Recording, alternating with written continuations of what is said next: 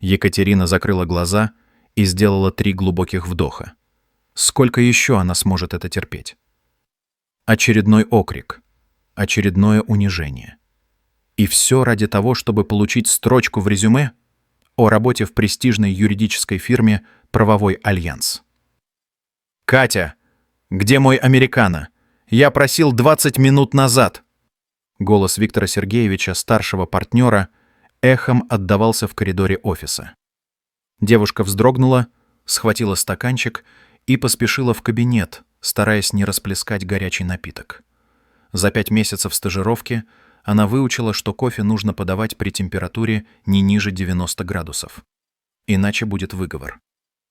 «Простите, Виктор Сергеевич, в кофейне была очередь», — тихо произнесла она, ставя стаканчик на стол и стараясь не встречаться взглядом с холодными серыми глазами начальника. «Очередь?» Он презрительно усмехнулся. «В жизни есть только 2 очереди — к успеху и к провалу. Судя по всему, ты выбрала вторую». За его спиной прыснули со смеху младшие юристы — Андрей и Марк. Они всегда поддерживали шутки начальства, особенно направленные на стажеров. «Да, Виктор Сергеевич, извините», — пробормотала Катя. «Кстати», — он отхлебнул кофе и поморщился. «Это не американо. Это какая-то бурда. Принеси нормальный кофе. И позаботься о том, чтобы документы для завтрашней встречи были отсортированы и подписаны. Останешься сегодня допоздна. Но сегодня день рождения моей мамы. Я обещала...» «Ты что, не слышала?» — перебил ее Виктор Сергеевич. «Работа или личная жизнь? Выбирай. Если хочешь здесь остаться, забудь о втором». Катя сжала губы и кивнула. Она развернулась и вышла из кабинета, сдерживая слезы. В коридоре она столкнулась с Анной Михайловной, HR-директором. Уважаемые зрители, пожалуйста, поддержите нас лайком, подпишитесь на канал и оставьте комментарий. Будет очень приятно, если вы напишете, из какого города или страны вы нас смотрите. «Что случилось, Катенька?» — спросила женщина, хотя в ее голосе не было искреннего участия. «Ничего, все в порядке», — выдавила из себя Катя. «Вот и хорошо. Кстати, мне нужны копии этих документов». Анна Михайловна протянула ей увесистую папку. «И не забудь принести мне чай с жасмином через 15 минут». Катя взяла папку и направилась к копировальному аппарату. По дороге ее окликнул еще один юрист. «Эй, стажерка, организуй доставку обеда на всех. И не перепутай, как в прошлый раз. Я заказываю салат с курицей без лука, Марина — пасту с морепродуктами, но без кальмаров». Домой Катя вернулась в половине 12 ночи. Мама уже спала. На столе стоял праздничный торт с одинокой свечой и запиской. «Доченька, я все понимаю. Отдыхай. Поговорим завтра». Катя села на кухне и разрыдалась. Она не могла вынести мысли о том, что подвела маму в такой день. Но что было делать? Работа в правовом альянсе открывала двери в мир большой юриспруденции. По крайней мере, так ей говорили на собеседовании 3 раза в неделю. Зазвонил телефон. Отец. «Папа? Почему не спишь?» — спросила Катя, вытирая слезы. «Я волновался. Как ты?» В его голосе слышалась тревога. «Нормально. Просто сложный день». «Катюша, тебе не обязательно там работать», — мягко сказал отец. «Ты можешь...» «Нет, пап», — перебила она, — «мы же договорились. Я хочу всего добиться сама, без твоей помощи. Но если они тебя обижают...» «Это просто работа, папа. Стажировка. Все через это проходят». После разговора с отцом Катя долго не могла заснуть. Перед глазами стояли насмешливые лица коллег, в ушах звучали унизительные комментарии, которые она слышала каждый день. «Еще немного», — думала она, — «еще немного, и я докажу им, что я чего-то стою». Следующий день начался с ужасной новости. «Через час будет встреча с потенциальным инвестором», — объявила Анна Михайловна на утреннем собрании. «Дочь губернатора заинтересовалась нашей фирмой. Она ищет юридическую компанию для сопровождения крупного международного проекта. По офису пронесся взволнованный шепот. Все знали, что такой контракт может вывести их фирму на совершенно новый уровень. «Катя, приготовь переговорную комнату», — распорядилась Анна Михайловна. «И принеси туда воду, кофе, чай. Все должно быть идеально». «Да, конечно», — ответила Катя.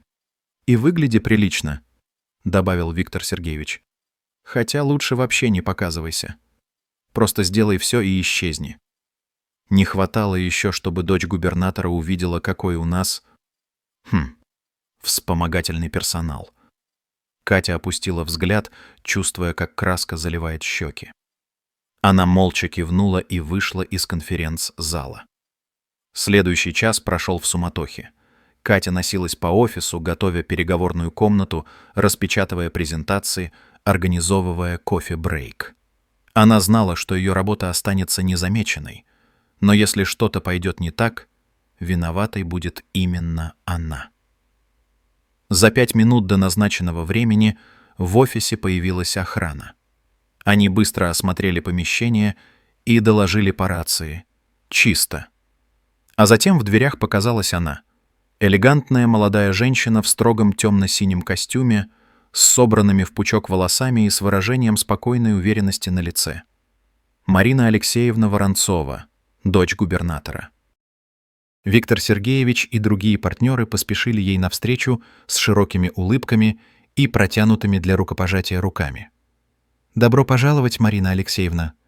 Для нас большая честь». И вдруг все замолчали. Воцарилась гробовая тишина.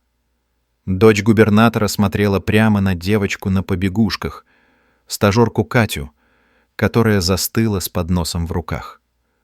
«Привет, Катя», — с легкой улыбкой произнесла гостья.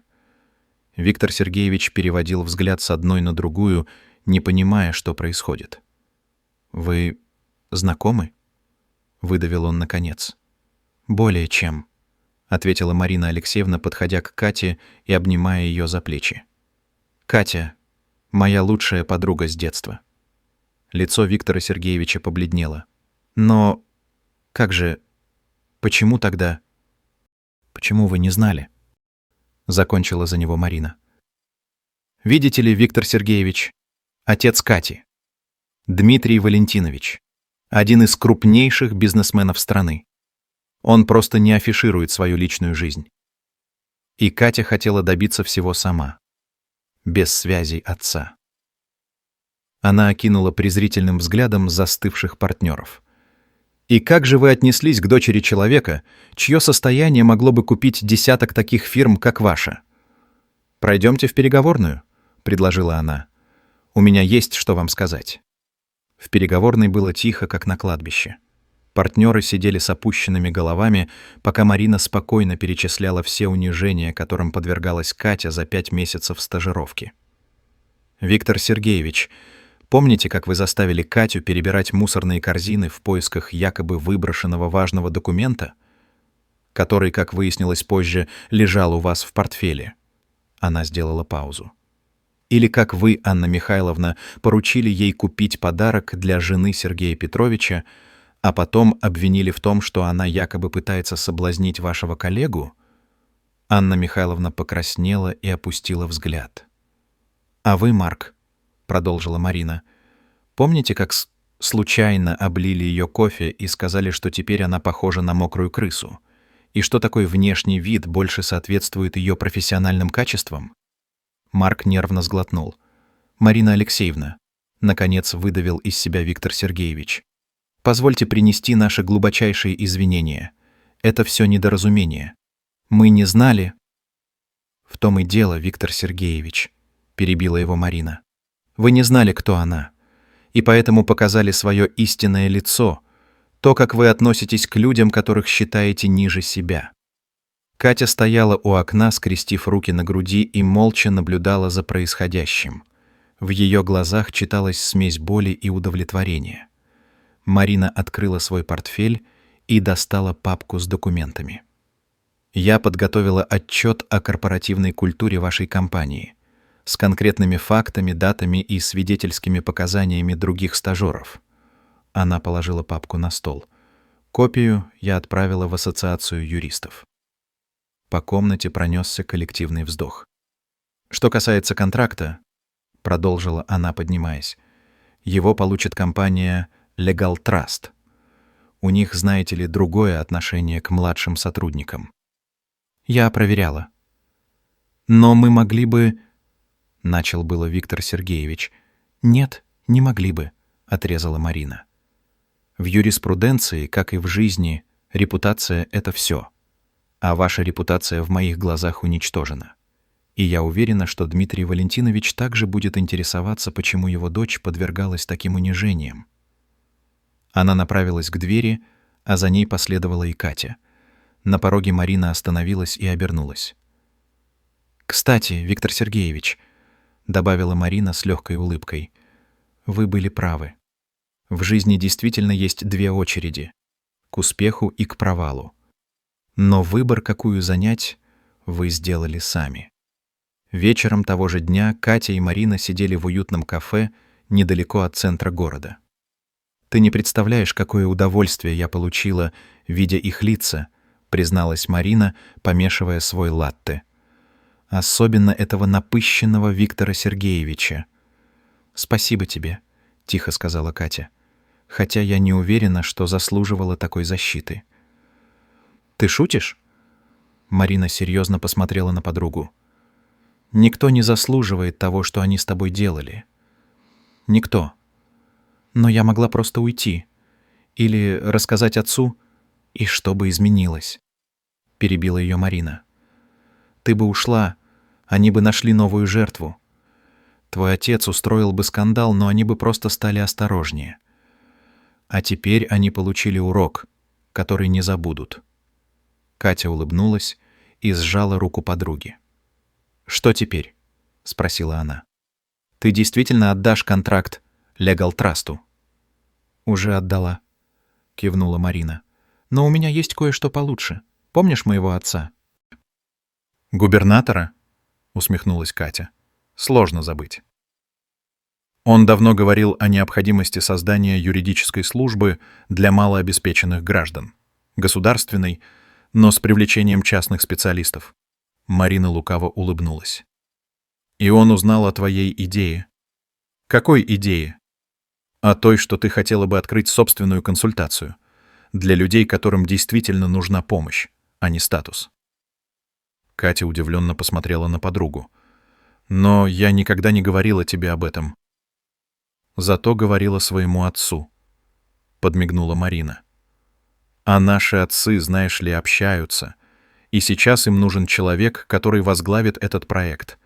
Человек с юридическим образованием и, что важнее, с правильными ценностями». «Ты предлагаешь мне...» — начала Катя. «Я предлагаю тебе возможность», — мягко сказала Марина. «То, чего ты всегда хотела — помогать людям и делать это по-своему, без унижений и подхалимства». Катя глубоко вздохнула. Перед ее глазами пронеслись все 5 месяцев унизительной стажировки, все те моменты, когда она приходила домой в слезах, все те случаи, когда она сомневалась в себе и своих способностях. «Я согласна», — твердо сказала она. «И знаешь что? Я приглашу туда работать таких же стажеров, как я. Тех, кто хочет добиться всего сам. И они никогда не будут бегать за кофе. Никогда». Марина улыбнулась и подняла чашку с кофе. «За справедливость», — произнесла она тост. «За дружбу», — добавила Катя, чокаясь своей чашкой.